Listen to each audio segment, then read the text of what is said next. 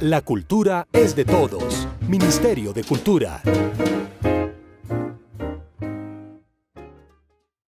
Damos la bienvenida a nuestro público al cuarto episodio del podcast titulado Sostenibilidad en el sector textil, realizado por el Museo de Trajes, el Grupo de Investigación Sostenibilidad, Patrimonio y Medio Ambiente y la Unidad de Patrimonio, pertenecientes a la Fundación Universidad de América. Este podcast se realiza en el marco del Programa Nacional de Concertación Cultural del Ministerio de Cultura. El día de hoy hablaremos sobre las alternativas a los pigmentos industriales. Para hablar de esto, nos acompañará Felipe Correa, profesor de la Facultad de Ingeniería de la Fundación Universidad de América. Felipe es ingeniero químico de la Universidad Nacional de Colombia, con maestría en la Universidad de Manizales en Desarrollo Sostenible y Medio Ambiente. Entre sus líneas de investigación se encuentra la ingeniería de procesos y el manejo y disposición de residuos. Actualmente es miembro del Grupo de Procesos de Separación No Convencionales, GPS. Bienvenido, profe Felipe. Muchas gracias. Muchas gracias por invitarme a este podcast. Bueno, profe, te cuento que el deseo por el color nos ha acompañado desde hace miles de años, siendo parte importante, por ejemplo, de los procesos creativos humanos en actividades como el arte rupestre, la pintura corporal y, por supuesto, la tinción de materiales. Para obtener estos colorantes hemos recurrido a experimentación con elementos propios del medio, como plantas, insectos y minerales, pero también con algunos elementos industriales. Quería preguntarte entonces, profe, químicamente, ¿cómo funcionan los colorantes en el sector textil? ¿Y cuál es la diferencia entre los pigmentos y los colorantes? Bueno, primero, para contextualizar el asunto, hay que tener en cuenta que el color es el resultado, pues, de una absorción que tienen las moléculas. Entonces, cada molécula tiene una serie de grupos funcionales de acuerdo a su configuración molecular y a sus enlaces químicos. Y de acuerdo a qué tan grandes y pequeñas sean los diferentes átomos y qué tan grandes y pequeñas sean las uniones y la forma, los ángulos de las uniones entre los diferentes átomos de la molécula, él va a tener, o la molécula va a tener, una absorción en diferentes longitudes de onda. Como tú recordarás, hay muchísimas longitudes de onda, ¿cierto? Desde el extremo ultravioleta hasta el infrarrojo, incluso mucho más allá tenemos los microondas, tenemos las ondas, los radios alfa, beta, gamma, ¿cierto? Que son de muchísima más energía, y las ondas de radio hacia el otro lado, ¿no? Que son de mucha menor energía. Básicamente, nosotros podemos ver una parte muy pequeña del espectro electromagnético, porque somos muy limitados como seres visuales. Hay otros seres que pueden ver muchísimos más rangos del espectro ultravioleta, y ese pequeño rango que nosotros vemos es lo que nosotros llamamos color, ¿sí? Resulta que uno ve la gama o la mezcla de longitudes de onda que la molécula no absorbe. O sea, uno ve todo lo contrario, todo lo que rebota sobre la superficie de las moléculas es lo que nosotros vemos y lo que nosotros concebimos como color. Entonces, de acuerdo a las longitudes de onda de absorción de cada tipo de molécula, vamos a ver diferentes tipos de colores, ¿sí? Bien. ¿De qué depende el color?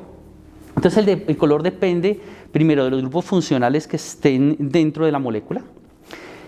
Aquí, por ejemplo, podemos hablar del colorante tipo azo, que es un colorante muy usado en la industria textil, y el grupo funcional es el grupo azo, y tiene otros grupos funcionales, y dependiendo de esos complementos o grupos funcionales, le da diferentes tipos de colores o tonalidades. Esos grupos funcionales son como las aplicaciones del celular, ¿sí? Entonces tú tienes un celular, le pones una aplicación, sirve para una cosa, le pones otra, sirve para otra, y lo mismo ocurre con los grupos funcionales. Tú puedes modificar la molécula y poner diferentes grupos funcionales y así hacer que la molécula pueda tener diferentes colores o incluso diferentes funciones. Cada molécula o grupo de moléculas tiene un grupo funcional que lo convierte en una familia, y los grupos funcionales adicionales son los que le dan las tonalidades, ya sean tonalidades rojas, amarillas, azules, negras, etc. ¿Cómo funciona? Hay algo que se llama sustrato. Entonces, sustrato básicamente es una sustancia que puede ser del orden natural, vegetal, animal, lo podemos discutir más adelante, y esa superficie de esa sustancia tiene un montón de grupos funcionales, de esos que yo te hablo, ¿cierto?, que componen la molécula. Dependiendo de la composición de esa superficie, uno va a poder ligar o físicamente o químicamente los colorantes o los pigmentos, ¿sí? ¿Por qué digo que química o físicamente? Porque es un proceso conocido como absorción, en donde la fibra absorbe las diferentes sustancias que uno le adiciona y con ese proceso de absorción se modifica la superficie y gracias a esa modificación logra absorber longitudes de onda y desarrollar el color que nosotros conocemos. Pueden usarse elementos mordientes. Los mordientes son un grupo de sustancias químicas, básicamente sales de metales como aluminio, el cobre, el hierro, entre otras. El titanio se usa también mucho para el color blanco. Lo que hacen es modificar la estructura y luego puede venir ya el elemento, ya sea ácido, o alcalino, o anfotérico, etcétera, que da las diferentes tonalidades de color. Esas modificaciones con el mordiente hacen que se logre una mayor fijación e incluso puede incidir seriamente sobre el color que va a desarrollar la prenda. Todos esos procesos se conocen como pretratamientos y esos pretratamientos sirven para fijar más el color y que el colorante pues dure mucho más tiempo en la prenda. La fijación y todas estas modificaciones que se hacen previas al proceso de teñido. Después viene el proceso de teñido propiamente dicho. Sí, ¿no?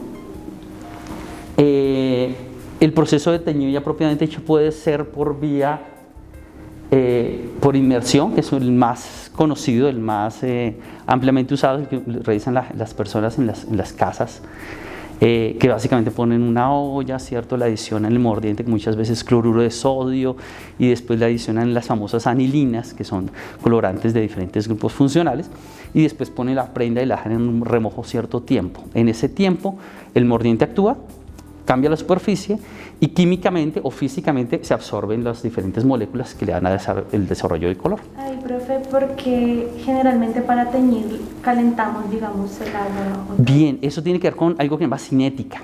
La cinética tiene que ver con la velocidad que ocurren las cosas, y en química la cinética química es la velocidad con la que ocurren las reacciones.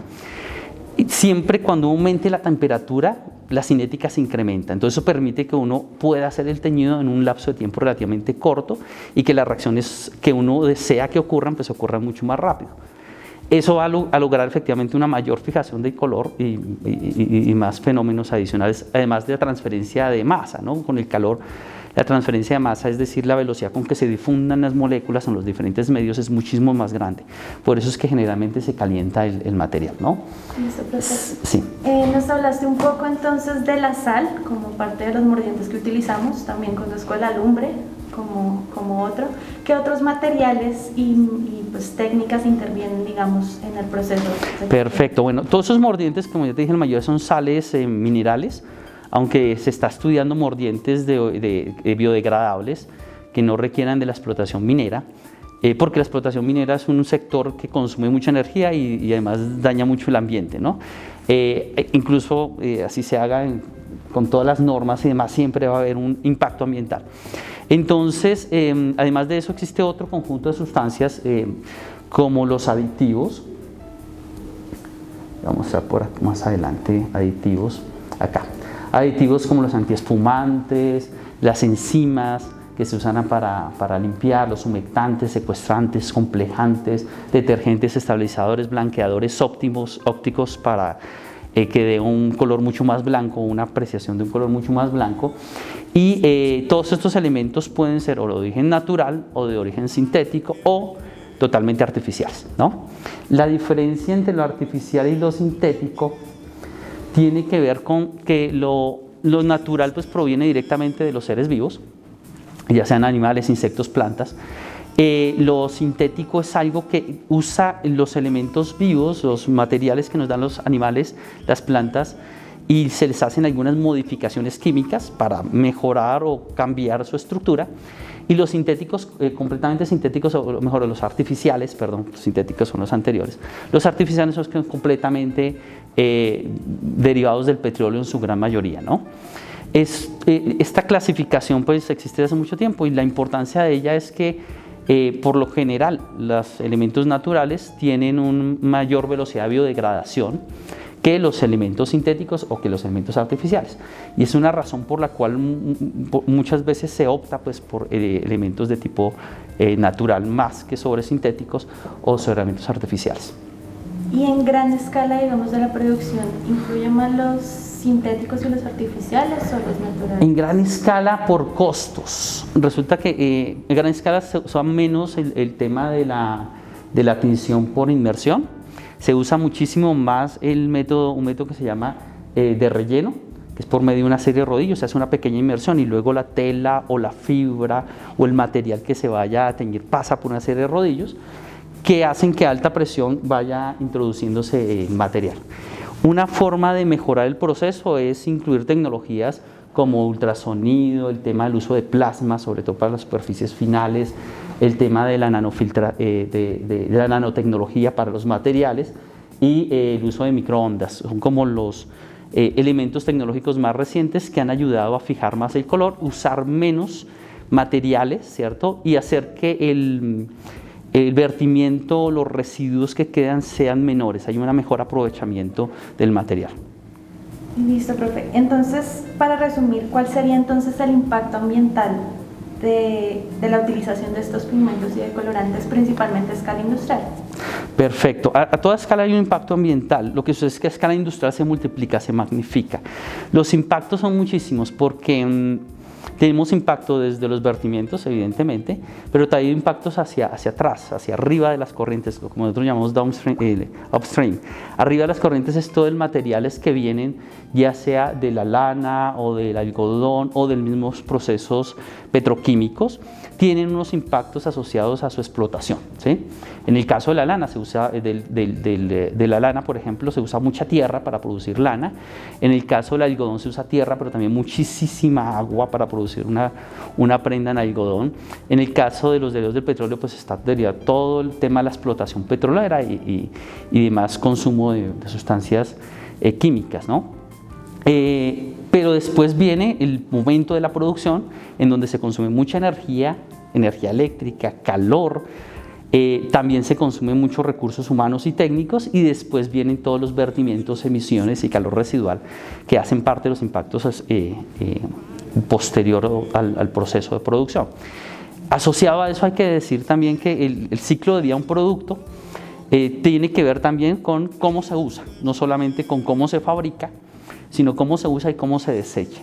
Entonces los impactos ambientales son más grandes cuando uno usa una prenda pocas veces y la desecha, ¿sí? Porque el número de veces que se usa la prenda es mucho menor y entonces tú vas a tener que comprar otra prenda y otra prenda y otra prenda y eso va a hacer que ese consumismo excesivo de ropa lleve efectivamente a aumentar los impactos ambientales que existen. Tal es el caso que en el mundo el sector textil es el segundo sector más contaminante y eso lleva efectivamente a una serie de reflexiones que tenemos que tener en cuenta siempre en torno al tema de cómo es nuestra relación con la naturaleza.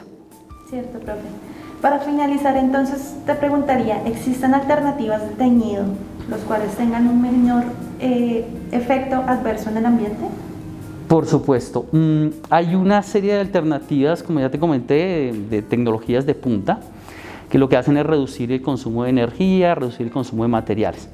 Pero también hay una corriente muy fuerte en lo que se llama bioeconomía. La bioeconomía es una corriente económica y técnica también que busca volver a utilizar recursos naturales, primigenios, pues, y también residuos, materiales desde los residuos para crear nuevos materiales y volverlos a introducir en la cadena de valor.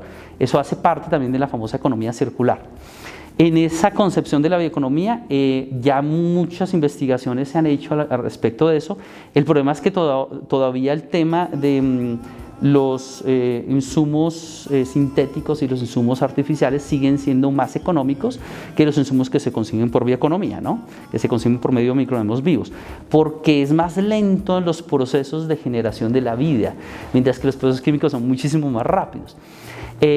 Sin embargo, el uso de residuos ha hecho hincapié en este asunto porque allí hay cosas bien interesantes y nosotros tenemos un montón de residuos agroindustriales, un montón de residuos industriales que simplemente desaprovechamos y terminan en los rellenos sanitarios o terminan contaminando las fuentes hídricas o el suelo. Y la idea de usar estos residuos como fuente de materia prima es bien interesante. El caso, por ejemplo, del café, que es uno de los proyectos de investigación que nosotros hemos trabajado, tiene bastantes antocianinas, que son un grupo de sustancias naturales que sirven efectivamente para